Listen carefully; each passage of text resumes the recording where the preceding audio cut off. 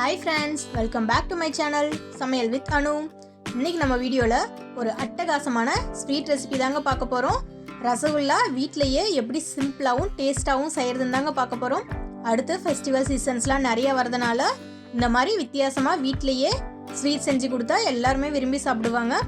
Okay friends, வீடியோக்குள்ள போறதுக்கு முன்னாடி நம்ம சேனலை நீங்க இன்னும் சப்ஸ்கிரைப் பண்ணலனா சப்ஸ்கிரைப் பண்ணி பெல் ஐகான் கிளிக் பண்ணி ஆல் கொடுத்துக்கோங்க. வாங்க இப்போ எப்படி ரசகுல்லா செய்யறதுன்னு பார்க்கலாங்க.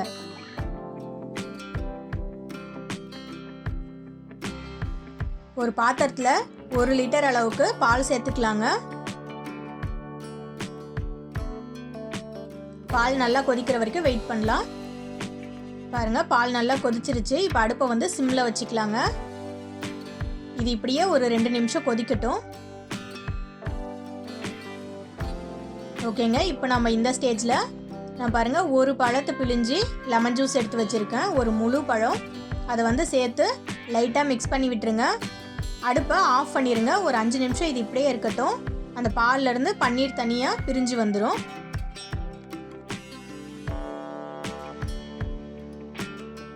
பாருங்கள், இப்போவே நல்லா திரிய ஆரம்பிச்சிருச்சு. பாருங்கள், பன்னீர் தனியாக தண்ணி தனியாக நமக்கு கிடச்சிருச்சு. இப்போ நம்ம இதை வடிகட்டிக்கலாங்க.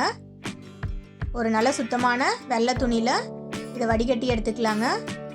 இப்போ இதில் கொஞ்சம் கூட தண்ணி இல்லாமல் நல்லா புழிஞ்சு எடுத்துடலாங்க. பாருங்கள், சூப்பராக தண்ணி இல்லாமல் புழிஞ்சாச்சு. இப்போ இதில் நம்ம அந்த லெமன் சேர்த்தோம் இல்லைங்களா, அந்த புளிப்பு சுவை போகிறதுக்காக ஒரு 1.5 டம்ளர் அளவுக்கு தண்ணி சேர்த்து இதை நல்லா வாஷ் பண்ணி எடுத்துக்கலாங்க. பாருங்கள், பன்னீர் நல்லா இப்போ வாஷ் பண்ணியாச்சு. இதை திரும்பவும் கொஞ்சம் கூட தண்ணி இல்லாமல் நல்லா புழிஞ்சு எடுத்துக்கலாம். பாருங்கள், சூப்பராக இப்போ நமக்கு பன்னீர் ரெடி ஆகிடுச்சு. இதை வேறு ஒரு பாத்திரத்துக்கு மாற்றிக்கலாம். பாருங்கள், பன்னீர் சூப்பராக நமக்கு ரெடி ஆகிடுச்சு. இப்போ இதை நம்ம ஒரு 10 நிமிஷம் போல் கையில் நல்லா ப்ரெஸ் பண்ணி பிணைஞ்சோம்னா இது சப்பாத்தி மாவு பதத்துக்கு வந்துடும். நல்லா பிணைஞ்சி எடுத்துக்கலாங்க. பாருங்கள், சூப்பராக சப்பாத்தி மாவு பதத்துக்கு வந்துருச்சு. இப்போ இதில் குட்டி குட்டி பால்ஸாக உருட்டி வெடிப்பு இல்லாமல் உருட்டி எடுத்துக்கலாம்.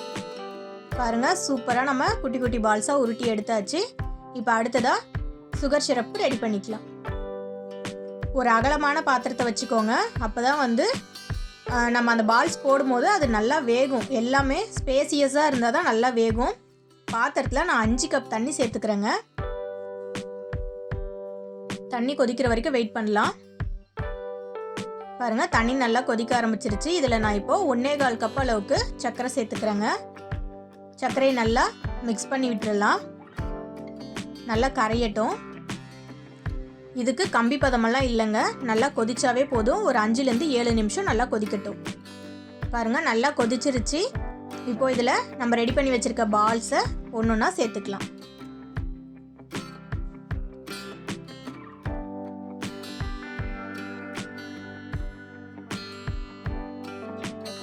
அவ்வளோதாங்க, எல்லாத்தையும் சேர்த்தாச்சு. இப்போ இந்த பால்ஸ் மீடியம் ஃப்ளேமில் அடுப்பு இருக்கட்டும். இப்படியே ஒரு 20 நிமிஷம் இந்த சுகர் சிரப்பில் வேகட்டுங்க. இது நம்ம எந்த டிஸ்டர்பன்ஸும் பண்ணாமல் அப்படியே மூடி வச்சிடலாங்க. ஒரு 20 நிமிஷம் போல் ஆகட்டும். இப்போ 20 நிமிஷம் ஆயிருக்குங்க. எடுத்து பார்க்கலாம். பாருங்கள், நம்ம போட்ட அளவுல இருந்து அப்படியே டபுள் ஆயிடுச்சு. நல்லா வெந்தும் வந்துருச்சு. சூப்பராக ரசகுல்லா கொஞ்சம் கூட உடையாமல் ஸ்பாஞ்சியான ரசகுல்லா நமக்கு ரெடி ஆகிடுச்சு. பாருங்கள், பால்ஸ் கொஞ்சம் கூட உடையில, செமையாக இருக்குங்க. நல்லா ஸ்பாஞ்சியாக ஜூஸியாக இருக்குது பாருங்கள். ஓகே ஃப்ரெண்ட்ஸ், இந்த வீடியோ உங்களுக்கு பிடிச்சிருந்தா கண்டிப்பாக லைக் பண்ணுங்கள், ஷேர் பண்ணுங்கள். மறக்காமல் நம்ம சமையல் வித் அனு சேனலை சப்ஸ்கிரைப் பண்ணுங்கள். நெக்ஸ்ட் வீடியோவில் பார்க்கலாங்க. பாய்.